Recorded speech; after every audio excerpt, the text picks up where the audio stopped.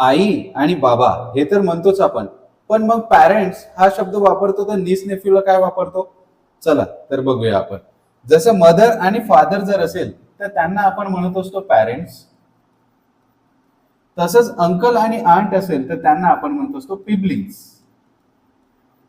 जर तेच ब्रदर किंवा सिस्टर असेल तर त्यांना म्हणत असतो आपण सिबलिंग्स. आणि हस्बंड किंवा वाईफ असेल तर त्यांना आपण म्हणत असतो स्पाउस.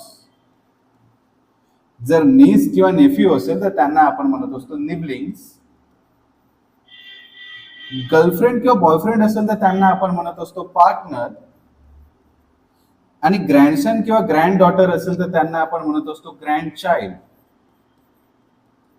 तर तसंच ग्रँडफादर किंवा ग्रँड मदर असेल तर याला काय म्हणतात हे तुम्हाला कमेंट बॉक्समध्ये आपला आन्सर सांगायचा आहे आणि आमच्या पेजला फॉलो करायला विसरू नका.